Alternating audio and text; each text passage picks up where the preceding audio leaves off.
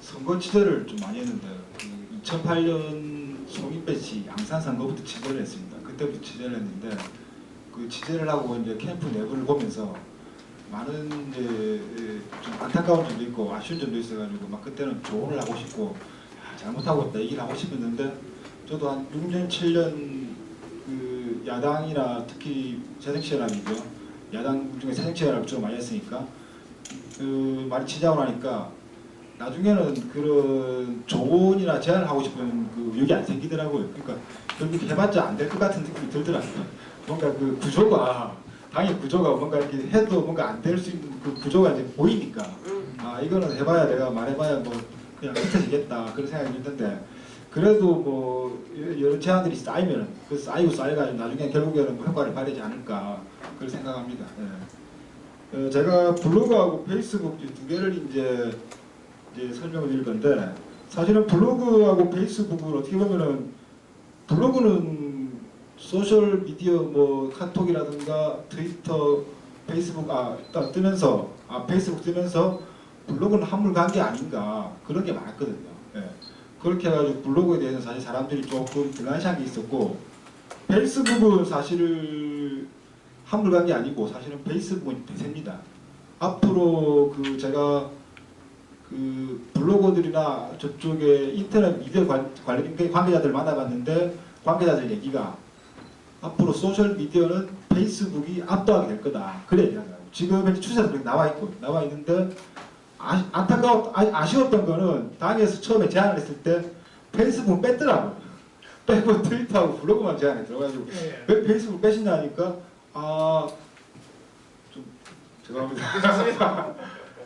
그래 그 잘 몰랐다 그런 말씀하시더라고요. 그래 좀 그 부분도 제가 좀 그런 소셜 미디어에 대한 좀 그런 좀 이해가 좀 부족하지 않은 당에서 페이스북이 사실은 페이스북이 가장 중요한 소셜 미디어인데 예, 그 얘기 한번 드리고 블로그가 여전히 중요한 수단인 이유가 사실은 그 지금 선거 운동을 하고 정치인으로서 가장 중요한 게 노출을 얼마나 할 것인가 이슈화를 어떻게 시킬 것인가 그 부분인데 그러면은 노출하고 이슈화 시키려고 하면은 어떻게 해야 되냐면은 선거 운동을 해야 될 거고요. 그럼 선거 운동 열심히 하면 되고 그리고 언론사에 기사를 내야 될 거고 그건 보도자료를 잘 뿌리고 잘 만나고 접촉을 하면 되고 그리고 소셜 미디어를 잘 활용하면 되고 요거는 소셜 미디어 잘 활용한 방법은 아까 앞에서도 말씀하셨지만은 뭐 재밌는 멘트 이를테면 그게 소위 요즘 말하는 드립력이라고 하죠. 드립력을 잘 활용하면 지금 드립력을 잘 활용해가지고 인기 있던 게 부산경찰청 페이스북하고 그 다음에 한국민속촌 그 페이스북 떴는데 그런 식으로 드립을 잘 활용하면은 그게 결국 드립이라는 게 결국은 그게 소셜미디어가 큐레이터라고 하거든요. 그러니까 정보를 갖다가 그 안에 있는 게 아니고 정보를 갖다가 분배하고 그 유통시키는 건데 유통시키려면 거기다 맛깔난 멘트를 넣어주는 건데 그걸 큐레이션 한다고 하는데 그런 게 필요하고 마지막으로 제가 이제 블로그에 설명하고 싶은 게 뭐냐면은 마지막으로 하나가 이제 검색입니다. 그럼 사람들은 자기가 궁금하고 찾고 싶은 정보가 있는데 검색을 하거든요. 그럼 검색에 대응했을 때 가장 유용하고 효과적인 미디어는 블로그거든요. 블로그에 대적할 만한 미디어가 없습니다. 신문 기사도 만약에 저기 이재강 위원장이나 누구 위원장님들 선거하면서 기사 나갔다. 그 기사가 나중에 싹 사라집니다. 시간이 지나면 쉬가야 됩니다. 그러니까 기사는 엄청 많이 쌓이기 때문에 계속 사라지고요. 근데 블로그는 기사가 안 사라집니다.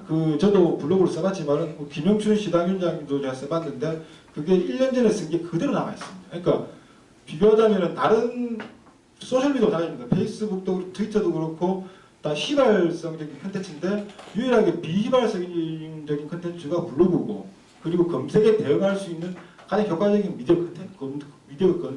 미디어가 블로그인데 그 블로그에 대해서 사실 요즘 조금 우리가 관심이 떨어지지 않았나 그런 생각이 들고 사실 좀 거기에 대해서 조금 더 블로그에 대해서 전략이나 좀 주목을 좀 해야 될 것 같고요. 그리고 모바일 시대가 돼가지고 블로그가 더 중요해졌습니다. 저도 지금 블로그를 운영하면서 느낀 게 뭐였냐면은 2012년 총선을 하면서 그때 18대 19대였나? 18대 총선이었습니까? 총선을 하면서 19대였죠. 예. 우리 야당의 유력한 후보들 10명 정도를 갖다가 제가 인터뷰를 해가지고 블로그 올렸습니다. 올렸는데 그게 이제 선거 기간이 시작되자마자 이제 검색이 확 들어오더라고요. 각 후보들 이름으로. 그러면서 제가 사실 어떻게 파워 블로그 얼마나 기대하는지 모르겠지만은 서울의 유력한 뭐 좀 되게 이름난 파워 블로그는 하루에 3, 4만 명 들어오는데 저는 사실 그 정도는 안 되고 한 2, 3천 명 정도 수준인데 그 선거가 시작되고 나니까 제 블로그 검색 유입이 한 4, 5천 뭐 이렇게 되더라고. 이렇게 되고 그리고 선거 당일날 10,000명이 넘어가더라고. 선거 전날은 뭐 7, 8천 명 되고요. 그래가지고 유입 경로를 보니까 그 들어온 분들이 전부 다 모바일로 다 들어왔다. 스마트폰으로. 예. 그걸 보니까 제가 느낀 게 뭐였냐면은 결국 스마트폰 시대에 블로그가 더 중요해진 거라는 게 그러니까 사람들하고 얘기하다가 뭐 요번에 투표 누구 할래 이렇게 하다가 그럼 누군데 이러면 그 사람이 누군데 하면 바로 그 자리에 스마트폰을 검색을 하게 됩니다. 그리고 선거 당일날 모바일로 들어온 사람들은 선거를 하러 가는데 그럼 누굴 찍지 하다가 검색을 하거든요. 그러면 스마트폰으로 바로 선거 직전이나 선거 선거 직전의 기간에 검색을 한 후보에 대해서는 아무래도 가용이 될 거고 아무래도 확률적으로 조금 더 그 후보에 대해서 좀 더 눈길이 가고 좀 더 투표를 할 가능성이 높거든요. 그렇다면은 그 모바일을 통해서도 이렇게 가능성 있는 블로그를 등한시할 수 없는 것 같고요. 예, 그것도 우리가 해야 되고. 그래서 제가 제안드리고 싶은 건 뭐였냐면은 지금 후보들을 다 보면은 뭐 나름대로 블로그도 운영하고 여러 가지 막 하는데 그 어떤 중요한 키 컨텐츠라고 합니까? 중요한 컨텐츠가 하나 없어요. 그 후보들이 보통 프로필 사진을 찍지 않습니까?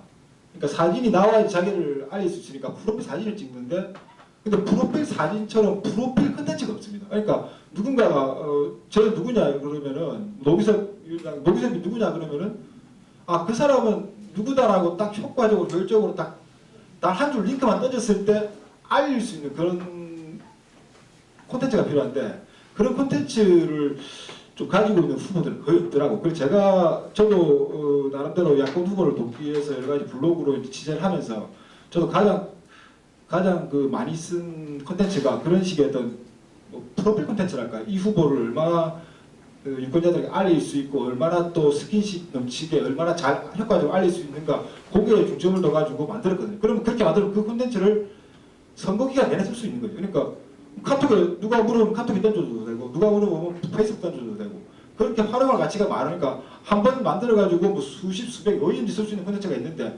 그런 무기는 있는 사람 별로 없더라고. 그거는 좀 앞으로도 총선하실 때도 그게 뭐 얼마나 되겠어 그렇게 의심하시지 마시고 그 기본적으로 갖춰야 될 프로필 사진처럼 갖춰야 될 콘텐츠니까 그런 프로필 콘텐츠는 좀 한번 준비해 주셨으면 좋고요. 예. 그리고 뭐 이거는 다 늘 하시는 말씀이라서 간단하게 말씀드리면은 결국은 그 선거운동할 때 후보들이 밖에 나가가지고 사람 만나는 거는 스킨십이거든요. 한 번이라도 또 피부로 접촉하는 건데 그것도 일종의 뭐냐면은 오프라인에서 콘텐츠인데 그럼 온라인 콘텐츠도 마찬가지로 스킨십이 있어야 되거든요. 그럼 오프라인 콘텐츠는 스킨십이 있는데 온라인 콘텐츠는 접전을 빼면은 좀 그거 좀 안 맞는 것 같아요. 그러니까 온라인도 좀 뭔가 스킨십 넘치는 콘텐츠를 그 스킨십 넘치는 콘텐츠가 어떤 건지는 솔직히 제가 뭐 답은 못 드리겠습니다. 하지만 그거는 뭐 운영하시면서 그 콘텐츠 고민을 해가지고 좀 만들어 보시면은 아마 될 것 같고요. 그리고 또 하나 제안드리는 거는 뭐냐면 요거는 이제 후보 개인이 아니고 제가 노조에서 간부를 하면서 이제 추진을 해가지고 알게 된 건데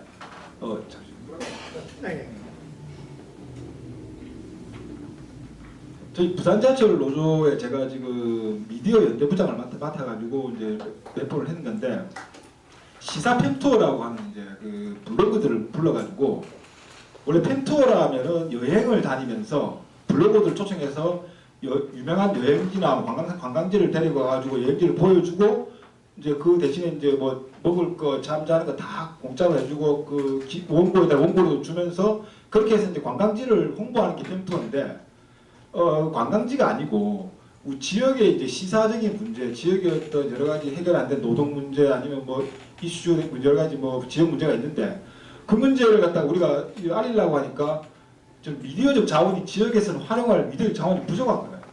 부산일보나 국제신문에 맡기기 싶은데 거기도 좀 그만큼 기대만큼 활약을 못하고 그래서 전국의 유명한 블로거들을 불러가지고 그 블로거들의 미디어적 자원을 가지고 그 지역에 있는 그 시사 문제를 갖다가 밝히고 이슈화시키고 하기 위해서 이제 시사 펜터를 만들었습니다. 그래가지고 초청한 게 미디어 몽구하고 그 다음에 아이피터하고 뭐 그리고 그 외에 또 아까 팟빵닷컴 말씀하셨는데 팟빵닷컴에도 직설닷컴에도 있습니다. 예. 직설닷컴 편집장하고 뭐 이런 분들의 주요한 파워 시사 뭐 이런 시사 파워들을 불러가지고 이제 했는데 그게 올해 지금 5월 22일도 하는데 지금 네 번째 했습니다. 네 번째 했는데 반응이 너무 좋습니다. 반응이 너무 좋고 그 반응이 성공적인 예를 하나 들자면은 얼마 전에 그 생탁 그거 지난 1월달에 취재하면서 그 직설닷컴에서 만화를 만드는데 그 만화가 한 100만 조회 됐다고 하더라고요. 예, 그 정도로 해가지고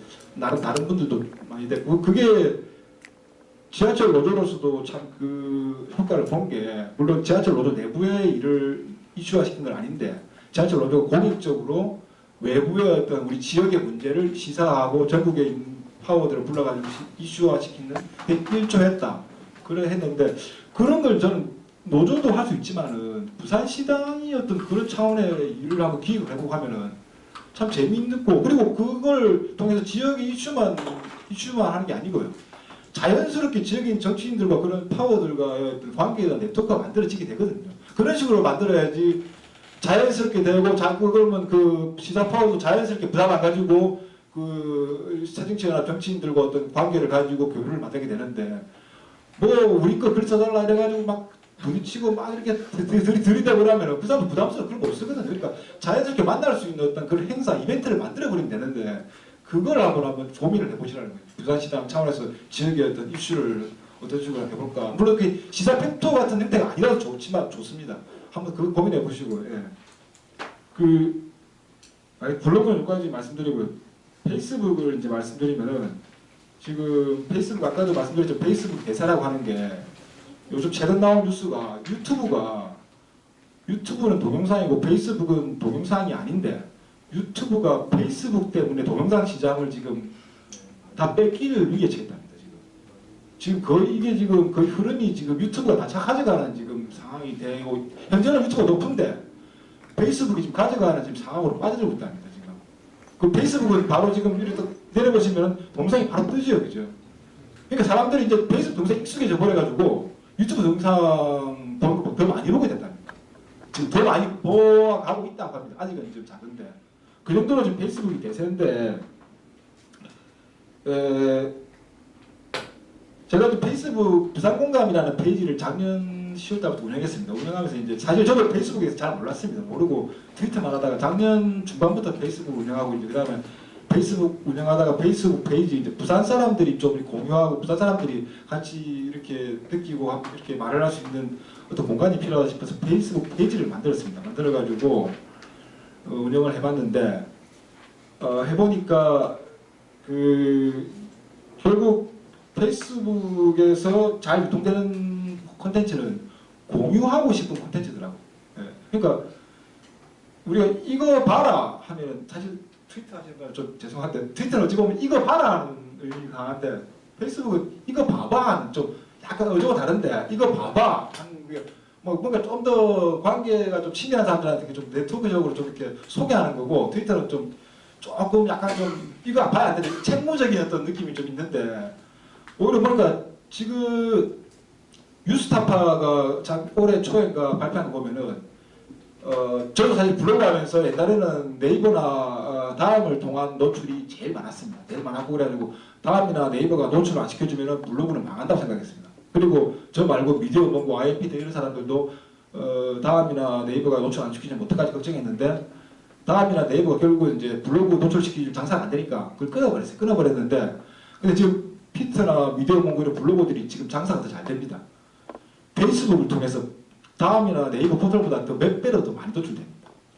그게 지금 추세가 확 바뀌어버렸습니다. 그래가지고 지금 포털에서 아쉬운 소리 할 필요도 없고 자기만의 어떤 그 영역을 개척하면서 블로그 활동을 하고 있습니다. 지금 하고 있는데 결국 이제 그렇습니다. 페이스북이 대세고 페이스북에서 그래 잘 되는 거는 이제 공유하고 싶은 콘텐츠인데 주장보다는 정보, 결국 주장을 공유하기보다는 정보를 공유하고 싶을 거고, 그 다음에 감정보다는 정서, 사람부터 감정 있는 걸 우리가 공유하고 싶지 않거든요. 정서적으로 맞는 건 우리가 공유하고 싶거든요. 그런 식으로 보니까 페이스북은 공유하고 싶은 콘텐츠가 잘 돌아가고, 저도 겪은 게 올해 작년 말에 지하철에 크리스마스 벽에 그림 그리는 걸 갖다가 살짝 올렸는데 그게 한 80만 정도가 조회가 되는데, 그거 아무것도 아닌데 단지 그냥 다른 사람한테 보여주고 싶어서 그냥 사람들이 그냥 공유를 해버리더라고요. 예. 그거 정말 신기한 경험이었습니다. 블로그로는 그런 조회가 나올 수 없는데 페이스북은 또 완전히 다른 어떤 미디어 세계더라고요. 그러니까 페이스북에서 콘텐츠의 어떤 질을, 퀄리티를 높인다 만다, 이거는 제가 볼 때 큰 의미가 없고, 공유를 어떻게 이끌어낸다 만다, 그게 더 우리가 그런 법이 더 필요하지 않나 그런 생각이 들고요. 그러니까 정치인으로서 결국은 이제 고민할 게 뭐냐면은 이런 정서 아니면은 정보 이런 거와 정당의 콘텐츠의 어떤 접점을 찾아가지고 올릴 것인가. 그건 저도 뭐 어떻게 될지는 모르겠는데, 그런 정서와 정보와 접점을 찾아가지고 콘텐츠를 만들어 고민을 하시면 아마 좀 더 유통이 가능한 정보가 나오지 않을까 싶고요. 예. 그렇습니다. 거의 다 말은 다 했는데, 지금 제가 새정치연합 부산시장 페이지 보니까 좋아요 402명이더라고요. 예. 그리고 멘트도 사실은 아까도 보도자료 멘트 그대로 올라가는 게 거의 많더라고요. 좀 한 번씩 좀 이제 멘트를 조금 고민한 것도 가끔 있는데 대부분은 고민이 별로 거의 없더라고요. 없고 그냥 대충 올리시는 것 같아요. 좀 그래서 좀 안타까운데, 사실은 근데 저도 이해합니다. 왜냐면은 그게 될 수 없는 구조라는 건 저도 알거든요. 많이 들여다봤기 때문에. 알기 때문에 누가 그걸 전담해서 할 수 있는 그게 안 되고 조직이 안 되고 시스템이 안 된다는 것도 봐왔기 때문에, 거기에 대해서 뭐 제가 뭐 눈을 부라리고 뭐 제안을 할 수 있는 솔직히 그것도 아니라는 걸 알고 있고요. 예. 근데 그러면은 만약 그렇다면은 솔직히 방법은 담당자를 한 명 두고 그 사람이 1년이고 2년이고 꾸준히 콘텐츠에 대한 책임감과 그 책임을 가지고 지속적으로 한번 콘텐츠를 연구하고 할 수 있도록 그런 시스템을 만드는 게 가장 빠른 방법이고 그게 유일한 방법인 것 같은데, 그거는 뭐 시장에서 고민을 하셔가지고 한번 해보시는 게 좋을 것 같습니다. 그건 한번 그 제안은 이제 그겁니다. 꼭 누구 담당자를 한 명이나 두 명 둬가지고 콘텐츠, 소셜 강단의 콘텐츠를 좀 장기적이고 안정적으로 조금 유지시켜라. 그게 어떤 흥하는 콘텐츠나 소셜 담당자들 보면 다 그런 식이지, 순간순간 이렇게 맡아가지고 하는 데는 거의 다 100% 별 효과가 없이 그냥 지나가더라고요.